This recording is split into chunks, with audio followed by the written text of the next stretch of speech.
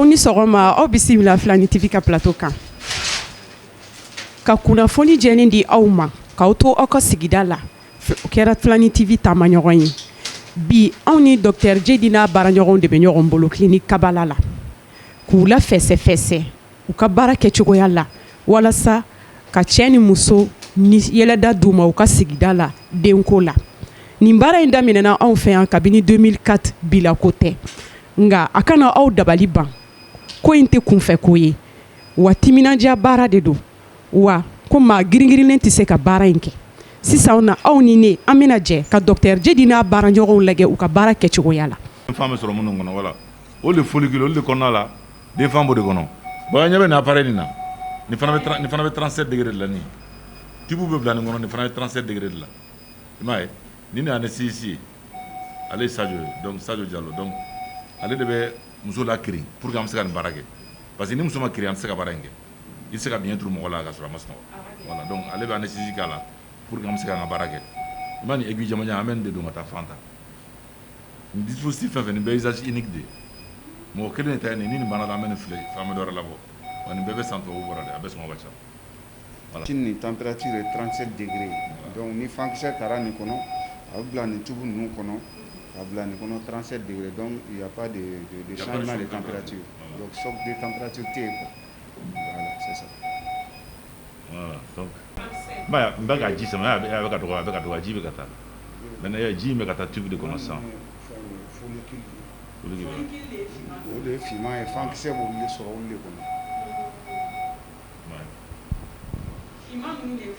awɔ olu de follicule de fankisɛ bɛ sɔrɔ olu de kɔnɔ donc n'an y'o ji ta nin ye aspirateur de ye nin machine nin ye aspirateur de ye o de bɛ a sama ka na kɛ nin tube kɔnɔ donc n'a samana ka kɛ nin tube kɔnɔ an permet ka fankisɛ sama ka na tube nin kɔnɔ n'a samana ka na tube nin kɔnɔ maintenant an b'a bila ka taa biologiste fɛ yen o bɛ fankisɛw ɲini a la mais ni a cayara ni dɔ b'a bolo an b'a bila nin machine nin kɔnɔ o fana bɛ 37 degrés la pour que changement de température kana ye a ko la voilà c'est ça. an bɛ nin changer nin fara an bɛ taa n'o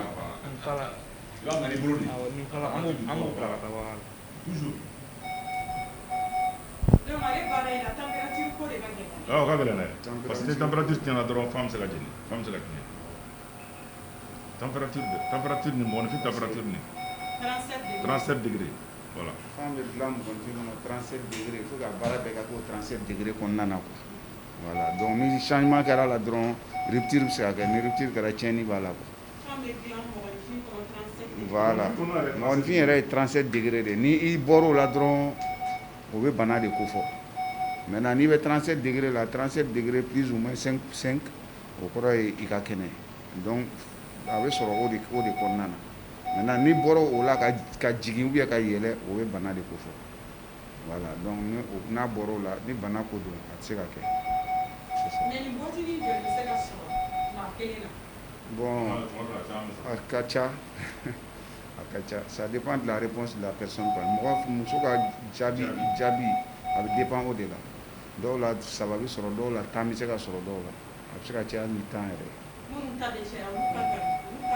voilà a bɛ dépend mɔgɔninfin yɛrɛ ka réponse la o mɔgɔninfin yɛrɛ de ala mɔgɔninfin farikolo yɛrɛ de b'o fɛn quoi an bɛ nin falen quoi donc choc de température tɛ yen.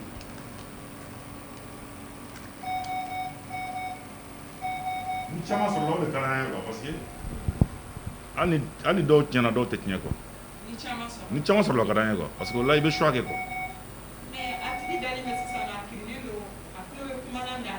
a tulo b'a la parce que anesthésie min kɛra la fana o anesthésie ka pikiri k'i kɔ la k'i jugumala in dɔrɔn de kiri o anesthésie in fana o fana y'a dama anesthésie de ye bɛɛ tɛ se o la quoi parce que dɔw bɛ mɔgɔ la sunɔgɔ de k'a kɛ bon an yɛrɛ tubabu nalen an bara ka na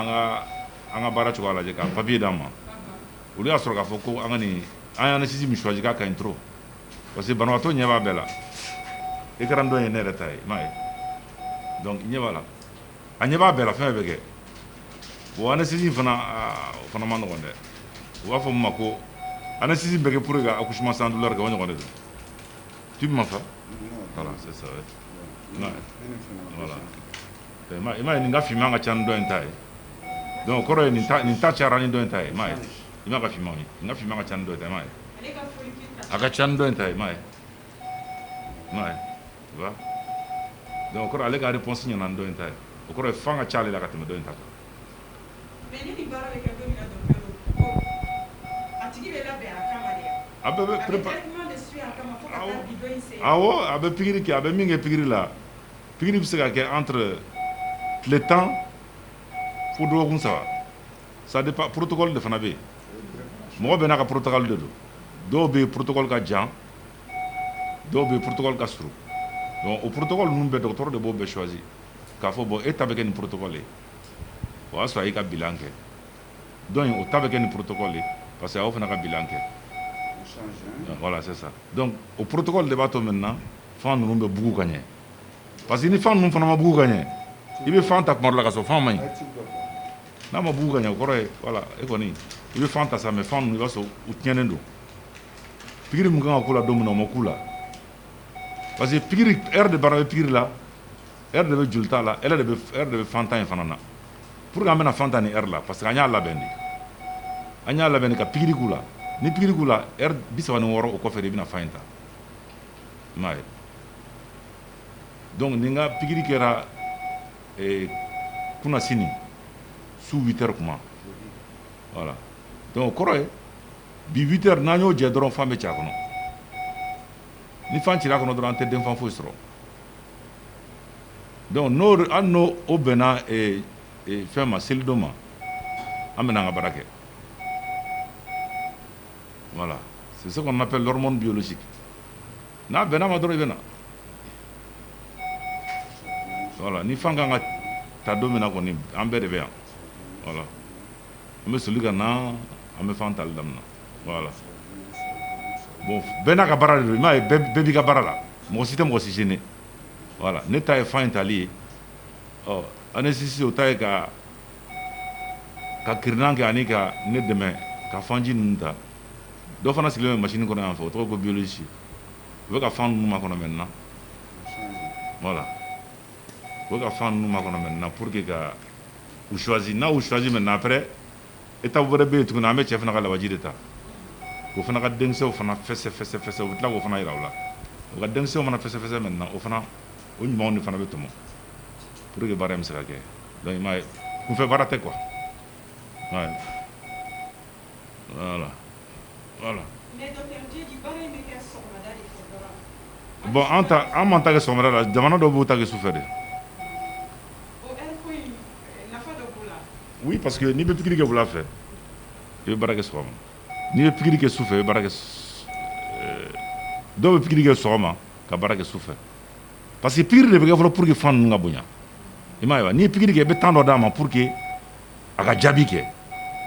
ou bien i bɛ pikiri kɛ sɔgɔma donc dans ce cas jaabi bɛ kɛ wulafɛla ye ou bien i bɛ pikiri kɛ wula fɛ jaabi bɛ kɛ sɔgɔmada ye i m'a ye wa o de don quoi c'est à dire baara in bɛɛ ye mun ye fan ninnu quoi ka fan ninnu labonya pour que denkisɛ ka k'u kɔnɔ denkisɛ ɲuman normalement o bɛ kɛ mɔgɔninfin kɔnɔ ten de mais fan kelen fan fila dɔrɔn de bɛ se ka bɔ n'an bɛ nin baara in kɛ an bɛ fan caman de ɲini fan 10 fan 20 pour que o caman ninnu na maintenant k'o ɲumanw ta o de la tubabu yɛrɛ bara dɔw ko nin baara in ko an bɛ ka min kɛ an bɛ ka différence de kɛ mɔgɔw ni ɲɔgɔn cɛ minnu bɛ sɔrɔ naturellement ani minnu ye den sélectionnés ye ɔ minnu y'a den ninnu sɔrɔ fana i b'a sɔrɔ a dɔw bɛ yen u delila ka den sɔrɔ avant après u trompe bouchera u nana ka na nin kɛ u k'a den ninnu ani den tɔw k'u hakili ka di ni fɛn bɛɛ parce que nin baara in na n'a ka di ye i bɛ se ka den cɛya n'a musoya choisir an tɛ sɔn o ma a fɔra k'an ka n'o kɛ i bɛ se ka fɛn k'a la fɛn caman k'a la o bɛɛ y'a développé mais an tɛ sɔn o ma depuis a bɛ kalan kɛ bɔ f'an ɲɛna o tɔgɔ ye ko eugénisme aw ka n'o kɛ aw kɔni b'a kɛ n'an ye fan ɲumanw sɔrɔ morphologiquement an b'o fan ɲuman ninnu de kɛ an b'o de placer muso kɔnɔ voilà donc étape wɛrɛw bɛ yen maintenant. N cibuni muso ka fankisɛ bɛ kɛ nin ji in na ani maintenant ni nin ji tala ka na an bɛ to ka na di biologiste ma u bɛ ji nin kɔnɔna lajɛ ka muso ka denkisɛ ɲini a kɔnɔ n'o ye fan ye awɔ hali nin y'a tɔ ye an bɛ to ka na n'a ye dɔɔni dɔɔni n'an cayala kojugu n'an sigila yen a bɛ simi maintenant an bɛ na n'a ye dɔɔni dɔɔni pour que u ka se ka a ye kosɛbɛ n'i y'a caya kosɛbɛ donc o kɛ man di ka a ni ji caya la ye man di i bɛna n'a ye dɔɔni dɔɔni awɔ ne ye biologiste ye donc e ye biologiste ye e ka baara de ye mun ye sisan biologiste ka baara mun ye on bɛ analyse kɛ labo kɔnɔ ensuite ni gynécologue ye fan ji ta a fɔ ko liquide folliculaire ni gynécologue y'o ji ta o ji de filɛ nin sisan ne bɛna fanw de ɲini a la ni microscope nin kɔnɔ ni fan ninnu sɔrɔla an b'a garder incubateur kɔnɔ ko heure 3 heure 4 n'o dafara tuma min o temps kɔnɔna na cɛ bɛ lawaji di n'an ye lawaji in traité an bɛ sɔrɔ ka denkisɛ la ɲumanw soit ko ni fan kɛ ɲɔgɔn kan ou bien ka denkisɛ la ɲumanw ta kelen kelen ka fan sɔgɔ ka bila minnu ka denkisɛ hakɛ ka dɔgɔ wa ni mobilité ba tɛ min na awɔ n'o kɛra n'an y'a bila incubateur kɔnɔ kɔfɛ fan ni denkisɛ bɛ ɲɔgɔn ta olu bɛ embryon di o tuma muso bɛ tila ka wele ka sɔrɔ ka embryon placer a wolonugu la bi ye fan ta don ye awɔ donc o la sisan ni fa in bilala a bila yɔrɔ in na muso bɛ tila ka segin ka na tile joli kɔfɛ walima o don kelen de la a bɛ kɛ wa ayi muso bɛ na tile 2 ou bien 3 kɔfɛ walima tile 5nan o ye blasto ye tile 2 3 o ye stade d'embryon tile 5nan o ye blasto ye général minnu bɛ kɛ blasto olu de ka ɲi o de la docteur Diakité b'a préféré toujours ni fan taara a ka taa tile 5nan na pour que ni blasto ɲumanw sɔrɔla o ka transférer donc n'o transfert la o ka teli ka kɛ kɔnɔbara ye blastocyste o ye den tile 5nan ye o ye denyɛrɛni ni ko denyɛrɛni oui parce que ni denkisɛ ni fa ye ɲɔgɔn ta ka ban a bɛ fɔ ko denyɛrɛni a jolikurulama don donc o y'a tile 5nan o de ye blastocyste ye sisan n'an y'a bila nin kɔnɔ an bɛ tila ka rincer yan ka sanango ka joli bɔ a la ka tila k'a bila milieu de culture wɛrɛ la awɔ ka sɔrɔ ka bila ka heure 3 heure 4 kɛ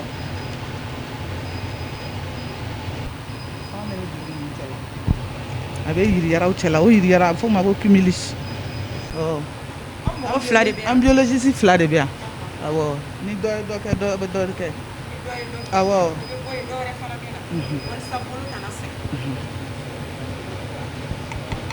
mɔgɔ 2 de bɛ yen bi ni ne ye nin kɛ mɔgɔ 2nan ta ale bɛ n'o kɛ awɔ an bɛ baara kɛ ten an bɛ baara bɛɛ kɛ kɛkun de ye jumɛn ye sa ka échange kɛ aw ni ɲɔgɔn cɛ échange kun ye sisan baara ka ɲɛ o bɛɛ la parce que baara ye mɔgɔ kelen baara tɛ toujours ni b'a kɛ seere de kan ka yen na toujours ni b'a kɛ seere kan ka ɲɛna parce que ni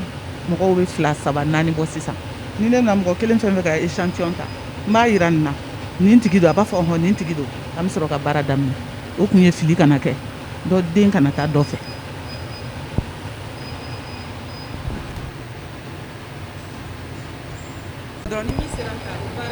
sisan ni fan taara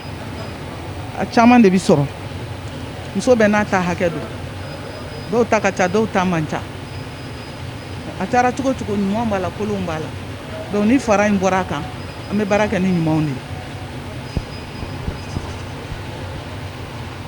madame donc ne ko baara in yɛrɛ bɛ miniti joli ta wali a bɛ heure joli nin ɲinini a tɛ mɛn awɔ a bɛ dépend baara yɛrɛ cayalenba tɛ tɛmɛ 15 minutes kan 15 minutes ponction cayalenba tɛ tɛmɛ o kan donc n'u bɛ tila o b'a sɔrɔ ne yɛrɛ tilala i ma jɛman 3 nin ye nin fan de ye tan i b'a ye joli la tan de bon n'i ɲɛ jɔ microscope la i b'a sɔrɔ a bɛ ka briller i b'a fɔ ko tile bɔtɔ awɔ donc a filɛ nin baara ɲɛ ka misɛn ni mi timinanja ni timinanja t'i la ani patience i tɛ se ka baara kɛ fɛn kelen kelen bɛ a ta o ta i bɛ den kelen ta n'a bɔn'i bolo sisan a ma kɛ magosa ye a tigi ka den bɛɛ bɛ tiɲɛ i bolo o tɛ se ka kɛ o man ka kɛ yɛrɛ o man ka kɛ depuis formation yɔrɔ la o bɛɛ bɛ f'i ye na nin kelen o kelen mɔgɔ kelen de ta ye bon mɔgɔw b'a fɔ ko wari ka ca i ɲɛ bɛ matériel la ɲɛ tɛ nin na ni nin da fɔra ye nin kelen o kelen mɔgɔ kelen mɔgɔ 2 tɛ jɛ kelen na a kelen o kelen mɔgɔ kelen i bɛ fɛn fɛn ta usage unique don n'i tilala la i b'a a bɔ yen parce que mɔgɔ wɛrɛ ta ni suivant mɔgɔ suivant nana matériel kura bɛ ta o la tout est à usage unique a si tɛ bɔ yan a bɛɛ bɛ bɔ farajɛ jamana kan awɔ ni y'an ka furaji si ni si tɛ kelen fɛn bilala min na fɔlɔ o ni nin fana tɛ kelen b'o kɔnɔ sisan ka kɛ nin kɔnɔ ka heure 3 heure 4 kɛ yanni an ka baara daminɛ bon a bɛ fɔ nin ma milieu de culture an b'o de fɔ milieu de culture awɔ aw bɛ se ka mɔgɔ joli ta nin baara in na bon tile kɔnɔ fan tali la an bɛ se ka mɔgɔ 3 4 fo 5 ta tile kɔnɔ denyɛrɛninw transféré fana bɛ ten denyɛrɛninw placé musow kɔnɔ parce que ni min ka fan kɔgɔra don min a bɛ place i kɔnɔ i bɛ wele k'a f'i ye i kana nin don masina a fan ka place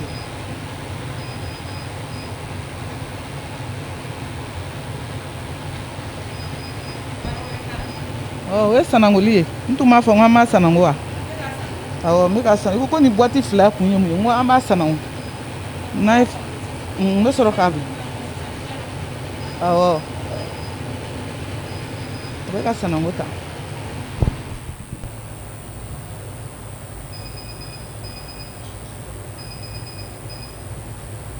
madame Daouga an ɲɛ b'a la awɔ a bɛ fɔ nin ma incubateur de paillasse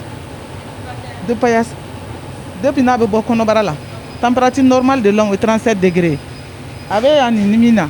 o bɛ bila 37 la ni min filɛ plaque de filɛ a bɛ 37 la ni magara la nin bɛ 37 la nin bɛ 37 la a bɛ bila yɔrɔ o yɔrɔ a bɛɛ bɛ température de normale 37 5 o ye mɔgɔnifin ka température normale ye n'i m'a bila o la femme bɛ se ka sa yanni baara kuma cɛ o bɛ na ni kɔlɔlɔ ye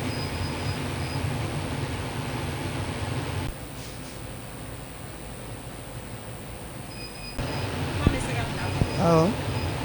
réactif yɛrɛ bɔr'o de la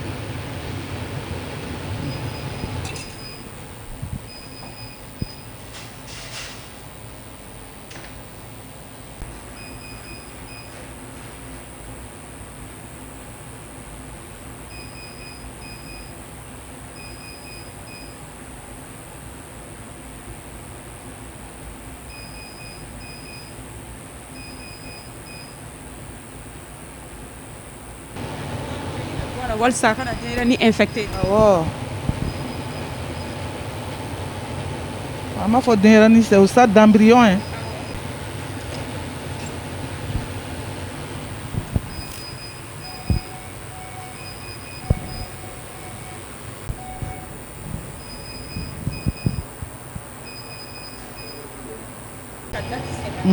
muso tɔgɔ bɛ sɛbɛn ka cɛ tɔgɔ sɛbɛn ka date sɛbɛn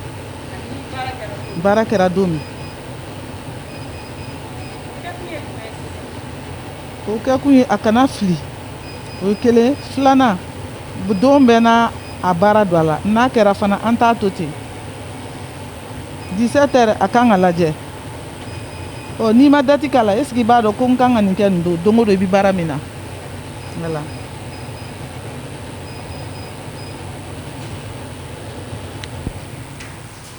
sisan nɔ a bɛna bila 37 degré la COD la awɔ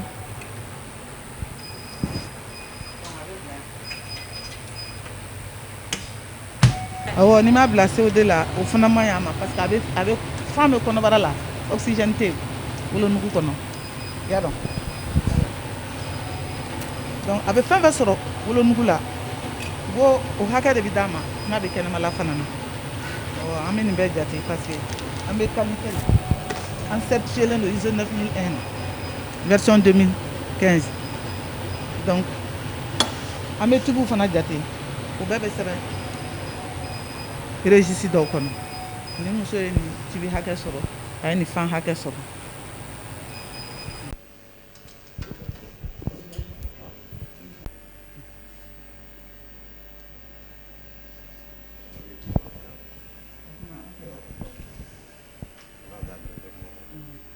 bon sisan komi y'a f'i ye cogo min nin taara kalo tile 16 bon kalo tile 16 an kɛlen ka denw sɔgɔ ka bila a kɔnɔ c'est à dire an bi lawaji denkisɛ kelen ta ka sɔgɔ ka bila kɔnɔ quoi nin fɛnw de muso fɛnw de ne ta nɔ an b'a fɔ an tun ye fan f'i ye a ye cogoya min na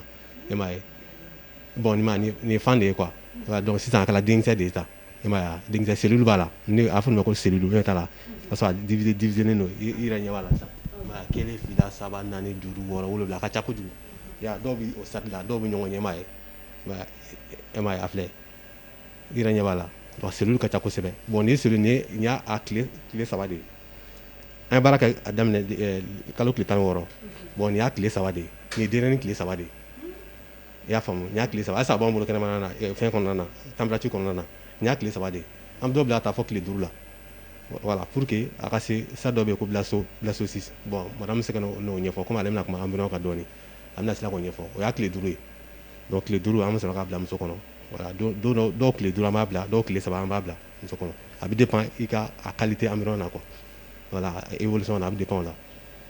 voilà bon nin y'o de ye sa i m'a ye n bɛ ale ka denw de ta ni muso in ta de ye nin ye voilà bon i m'a ye nin ma fɛn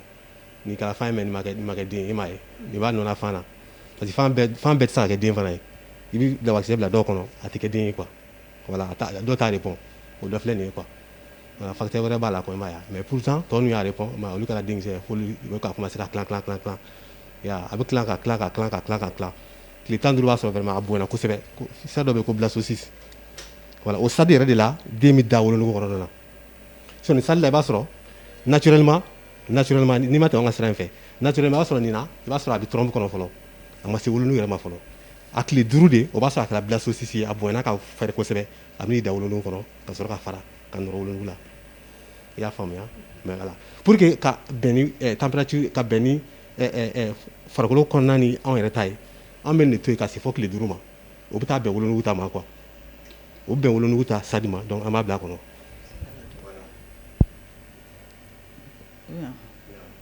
an ka compter. Voilà donc an bɛ se ka denkisɛ min compter an bɛna o compter sisan jumɛn don voilà i m'a ye voilà i m'a ye denkisɛ 16 de sɔrɔla nin na ni muso in na a ye kelen denkisɛ 16 sɔrɔ an ye 18 de sɔgɔ k'a bila a kɔnɔ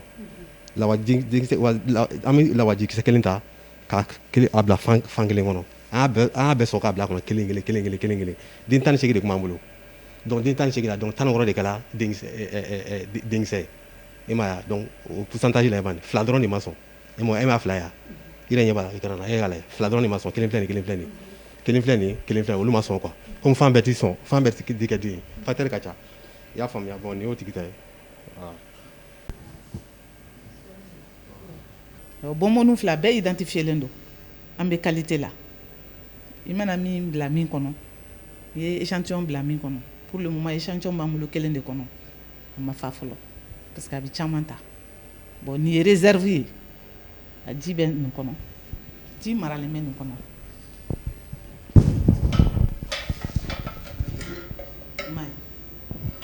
azote di donc nin ji azote ji bɛ nin kɔnɔ moins 196 degrés nin fana ye marakɛla dɔ ni denkisɛw bɛ nin kɔnɔ denkisɛw bɛ nin kɔnɔ denkisɛw bɛ nin kɔnɔ an filɛ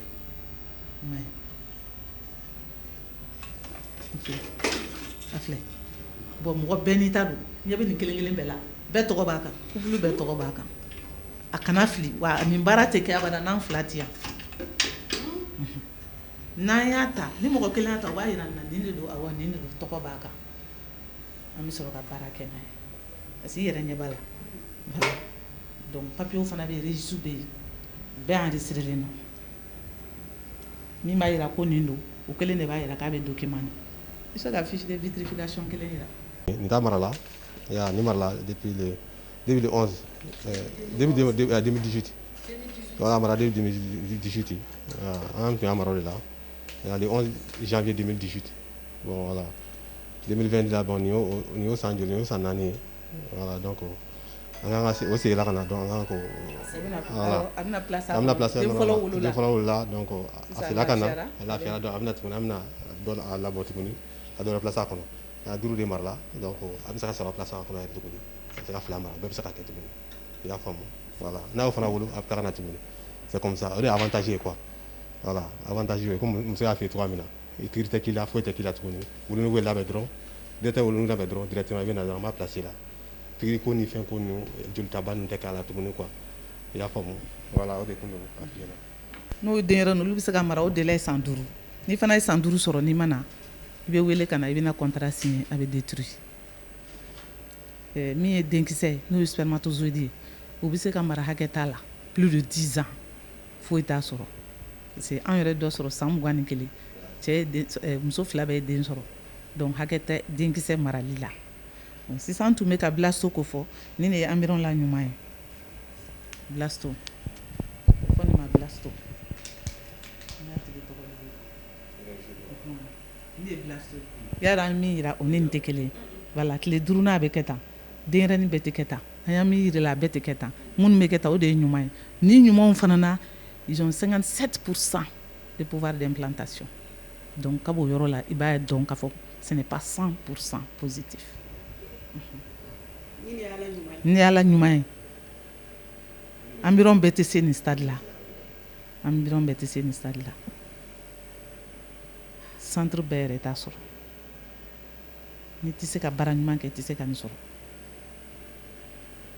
i y'a faamu.